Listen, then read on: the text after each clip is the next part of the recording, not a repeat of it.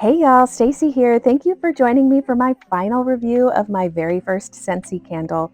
Now this is going to cover my middle burn and also my final burn and thoughts overall on the performance of this Scentsy candle.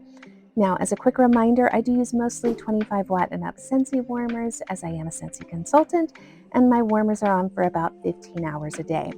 That is the backbone of my fragrance game, but I do typically burn candles anywhere from 4 to 12 hours a week as a complement to what I'm already doing. I would love it if you would subscribe to my channel and hit that notification bell so we can stay in touch. I am over halfway through this candle. I have been melting it and tracking it like a beast because I'm trying to make a decision before they fully launch the candles on September 1st. Now, I will say wick placement on my candle is beautiful and it stayed consistent the whole melt. And it's also been an incredibly clean burn. As you can see, it's just a nice even spread of wax. The wax pool is consistent and I am just over halfway through. So very exciting. And I imagine because this is a slightly tapered candle that we're going to pick up speed as we start melting these bottom pieces. I don't know how many more burns I have left. And this is melt number 8 for me. So I have 28 hours behind me, and I anticipate that I will melt this particular candle for 4 hours. I am coming to you just before I start a series of conference calls. So I think I'm only going to be able to check back in with you at around the 2 hour mark. I will do my best to do that. So you can see how the wax pool is melting. And because we are getting really anywhere past that halfway point, at some point this candle will just burn out because they anticipate, I feel like they said like a ½ inch or a ¼ inch of wax will remain at the bottom of the wax pool and it will just self-extinguish at the bottom is what the Scentsy information said.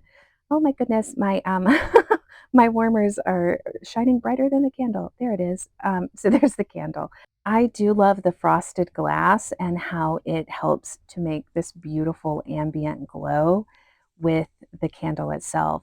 As for the jar, I love the S because, my first name is Stacy, but I do think it looks like a monogram. And I hope they will consider, there we go, there's a good look at it. It's a beautiful glow that it creates. I just hope they get a little more creative with kind of the vessels based on the scent itself. That's one of the things that I love about the candles that I purchase is the variation, be it the label or the design, just kind of being unique to each scent is my preference. Okay, y'all, it's just been an hour and a half, but I feel like I have to check in now because my first conference call ran short, my last one ran long, and I want to temperature test this with you. Now, you can see as you're looking at this candle, it's a beautiful even pool. I do have a tiny bit of carbon from the wick that dropped off over there on that right side, but it's very small. That's the first time that's happened with this melting. It happens with a majority of my candles. Now, I would say this is more than warm. It is, let's test the inside of the wax pool. Yeah. And so inside we have an average of 179 and the high point is listing as 192.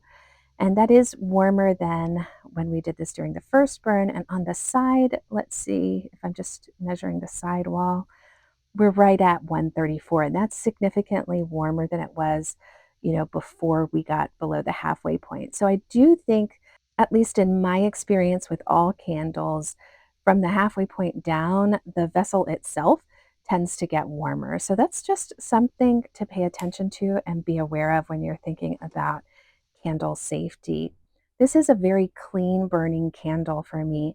It is a candle that I do think I, in the future, will use a hurricane for. I use hurricanes for a couple of reasons, but this is just one of my straight cylindrical hurricanes. And the primary function of a hurricane is that it can help with draft.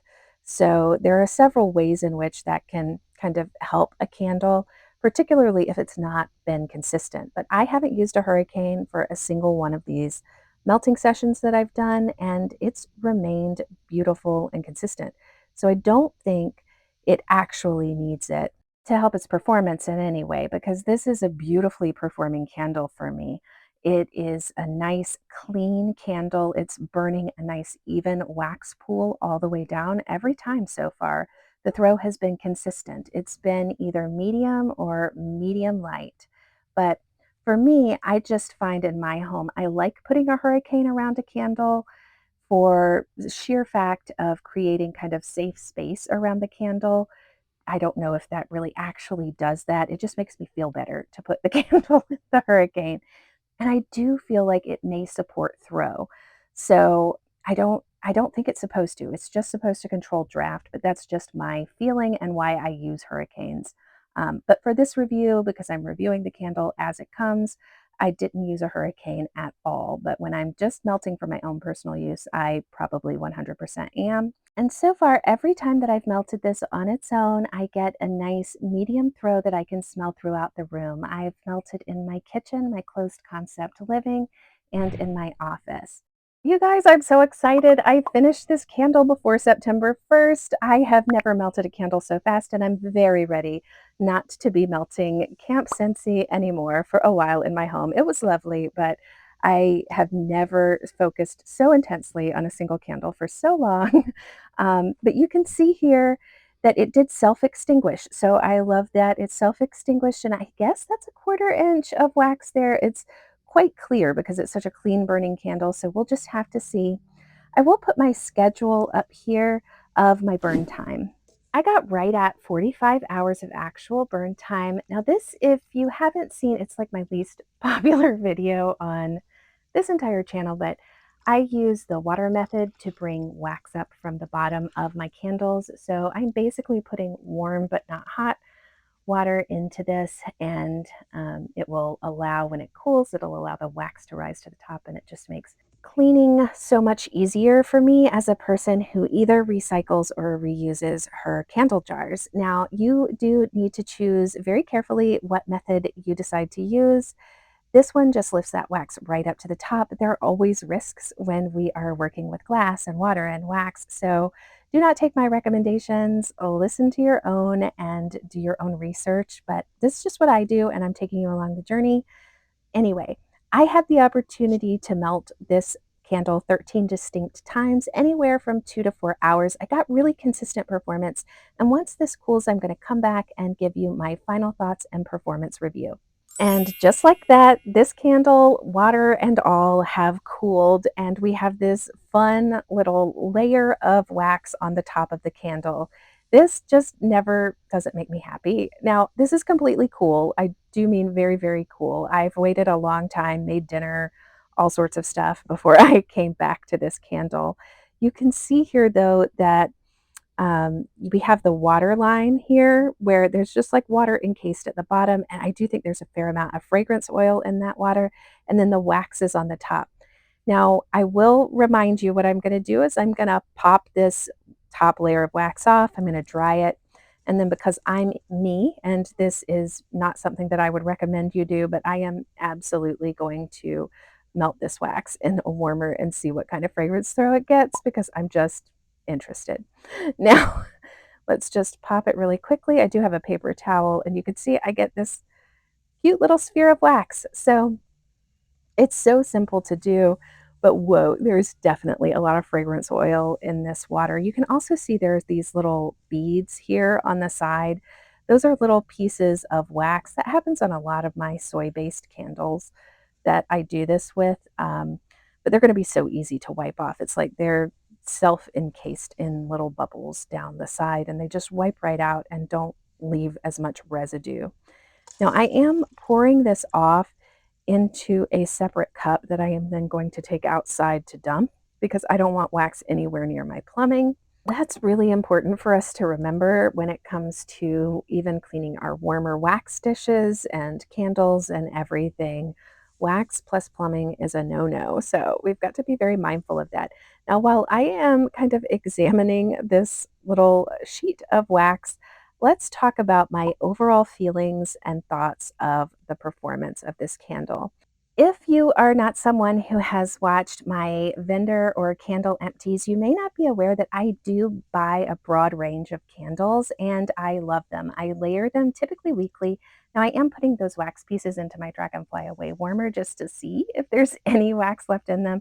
Again, I don't recommend doing that, but very seldom. But sometimes I still get a little wax throw, even though I think a majority of that fragrance oil is likely in the water that I've just dumped into that pitcher.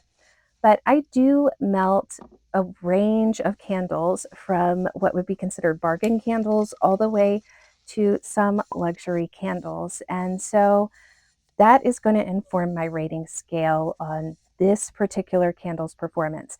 The other thing that I will say is fragrance is a big part of every candle's performance. And some fragrances perform better than others, just like in wax melts. So just because one candle performs this way, I do not expect that all fragrances from Scentsy will perform in the same way. And I am likely to try the new one, Cider Melon Pumpkin Roll, regardless. Now, I do think while I'm trying to push out these waxes, yeah, see, these are very securely in, and that is a real tick in its favor. When I think about safety of a candle, wax placement, wax drift, and the security of the wick at the bottom of the candle, this candle gets 5 stars for me. So my wick placement was good. There was no wick drift, and it's solidly in there. I mean, realistically, I feel like I've got to get my spatula out to get enough leverage to unseat this wick from the bottom of the candle. So, from a construction of the wick perspective, I think they've made an excellent choice. Now, I know I shared a video where I was addressing some of the mushrooming, and in one of my burnings, I did have a little piece of carbon pop off into that's one of those little balls of wax from when we were wiping out the side. A good number of the best performing candles that I have from other brands also have that sort of tendency to get a little mushroomy, not too mushroomy, but have those little bits of carbon that may fall into the wax. And so I am not concerned about that at all. But I will say when it comes to the wax pool, it does take a significant amount of time the first time that the wax pools out. And I have heard other people reporting, like Brett and Brad are one of them, that it took like 6 hours for their first pool of wax to kind of make. So if that was the case for me, I would rate it lower on development of a wax pool. But for me, I'm giving it 5 stars on wax pool as well because it did take a longer time the first melting, which you can see my first melting session, but it is beautiful to me. It gets a beautiful, clear, clean wax pool, and it's one of the most consistent that I have seen. So let's jump to throw. Now, I have said each time this is a nice medium throw to a medium light throw. When I melted this on its own, each time I could definitely pick up the smell and it threw fully in the space. So it does have a good throw, but we need to talk more in detail. Before I do that, I am just going to mention quickly, I'm using Dawn Power Wash, and then I am going to grab my Scentsy swipes to kind of wipe out the residual kind of any residual oil that's in my candle jar here. But as it relates to the throw, I would give it 3 out of 5 stars. And that may seem low given that it does perform. But it lost a couple of stars for me when it came to partner melting. Now, I did partner melt this fragrance 4 different times. The two that I melted it with that I could still smell the fragrance was Winterberry Apple Tea and Waffle Cone. Now, or is it Sugar Waffle Cone? But I think it's just Waffle Cone. Anyway, it's the Waffle Cone from Scentsy that was from Bring Back My Bar just like maybe 2 years ago. And those were beautiful. They maintained in the space and they really complemented each other well. And I thought this is going to be a great partner melter. But then I tried to melt it with Snowberry and I completely lost it in the space. And Snowberry is a fragrance that I very often partner melt with other candles. So I was surprised by that. And the other one that really surprised me so much was Sparkling Spiced Citrus. Now, that is a bar that throws well, and so but they all are, like, they all throw well, but it's another one that I partner melt with other candles all the time. It's great for layering. It's just one of my staple go-to background wax melts when I'm burning candles. So for me, I felt like I was choosing my wax melts based on the performance of the candle rather than allowing the wax melts to be kind of the backbone decision maker and then the candle to be the complement. And because I only burn a candle 1 to 3 times a week, so you're really just talking about 4 to 12 hours. I don't want to be picking my wax melts to suit the candle. I want to pick the candle to complement or provide a layer of depth to a wax melt day that I'm already enjoying. So throw is up in the air for me. Now I do have this nice and clean, and I intend to keep this candle vessel for myself, but let's talk about it generally. Now, the weight of the glass is great, and I feel like the frosting on the glass provides a magical glow as far as being a beautiful light source. And I do like the S logo. I just don't know that I love it for all the candles. And let me explain why. So, like I said, this is a nice weighted glass jar, and I do feel like the frosting is beautiful, and the S looks lovely there, but it's not related to the scent at all. So, if I was going to buy multiple ones, there's nothing that would be inspiring to me about the same vessel with different scents in it. There's no color variation, and there's no labeling that really indicates anything that's going on inside the fragrance. And those are big drawbacks for me. The other thing that I'll say is there's no lid. And so, because there's no lid, because there doesn't seem to be any intentional labeling, I would give this a 2 out of 5 as far as a vessel. Now, a majority of my candle jars end up in recycling anyway, but some of them don't. And I feel like creating vessels that are reflective of the scents and enticing on their own, as well as lids that make them highly functional, is their biggest growth opportunity. And I hope that they continue to develop in that regard. Thank you guys so much for joining me on this journey as I burned my very first Scentsy candle. I cannot wait to hear what your thoughts on this candle are in the comments below, and I'd love to hear what your thoughts are in general about candles. I'll talk to you soon.